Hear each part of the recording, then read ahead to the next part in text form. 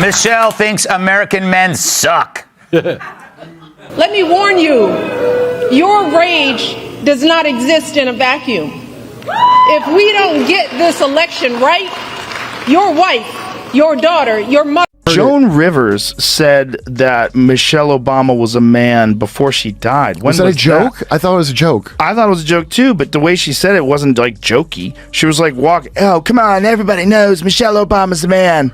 Stop scrolling. You thought Michelle Obama was untouchable? Immune to critique? Think again. Joe Rogan and Greg Gutfeld didn't just challenge her image. They tore it down with razor-sharp sarcasm and punchlines that hit harder than most headlines. What happened to America's favorite first lady, and why does it feel like no one's talking about it while everyone is joking about it? Smash that like button, sound off in the comments, and buckle up. We're diving into a political roast you weren't supposed to note. Once upon a time, Michelle Obama was the picture of poise, America's poster woman for fitness, kale, and cool composure. But now, she's Rogan's favorite target and Gutfeld's comedic muse. The gloves are off, and nothing's off limits. Rogan went straight for the hypocrisy, pointing out how Michelle lectures the nation about income inequality while living in multi-million-dollar estates. Preaching to the struggling middle class from the seat of a private jet? That's not exactly a grassroots message. Obama surprised fans on our new podcast by saying her pet peeve about her husband is that he's chronically late.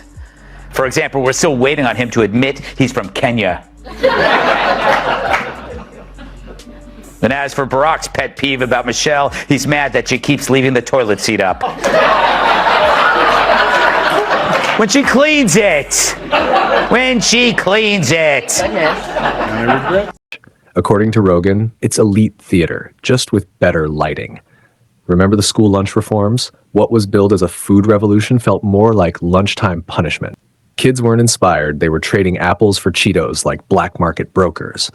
Gutfeld roasted her health crusade as a tofu dictatorship dressed up as virtue.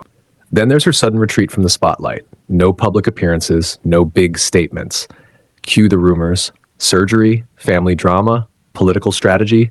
Whatever the reason, Gutfeld and Rogan didn't miss a beat. Joe Rogan is calling out Oprah and Michelle Obama for hypocritical speeches at the DNC. Watch. She's up there talking about income inequality. Like, hey, lady. I know. You're rich as Like, how is that equal? And also, when Michelle Obama was saying, you know, I think she was saying her mother or grandmother was always suspicious of people who took more than they needed. Yes. Like, you are worth so much money.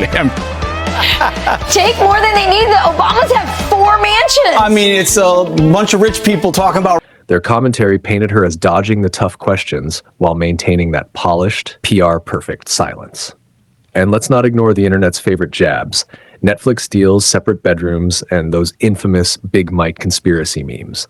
What started as satire evolved into a full-on takedown, with critics arguing Michelle's polished image feels more like a curated campaign than an authentic persona. Her speeches, critics say they sound like TED Talks in athleisure. Her memoir, called a glossy self-help blog with a hardcover. Her podcast, therapy sessions for the already privileged. Rogan joked that listening made him want to eat a steak and start a riot. Gutfeld didn't hold back either. He dubbed her the political tofu of the Democratic Party, everywhere, flavorless, and somehow still worshipped. And don't get him started on the media's fashion obsession. He argues they treat her wardrobe like gospel, while skipping over any meaningful scrutiny. So what's the bigger picture? We already have it with Obama, so let's just calm down. Got it. You know Michelle is a I'm sorry, she's a what? a transgender. We all know. Oh my gosh. That's pretty funny how she said it. Okay, we all know it. So Let's get... Michelle Obama has become more than a former first lady. She's a brand, a lifestyle, an image so meticulously crafted it feels scripted. From her toned arms to her tailored outfits, everything screams polish. But where's the policy? Even her Let's Move campaign, while admirable in theory, often came across as sanctimonious. Critics say it sold guilt, not inspiration. Hard time with men. Right. Doesn't seem like this is the right strategy. No. She basically says that they're hurting women by voting for Trump. But I think they don't understand that where it comes from in the first place is that people are sick of being told how bad they are and talked down to, and the condescension doesn't work. Spinach was salvation, but joy, that was off the menu.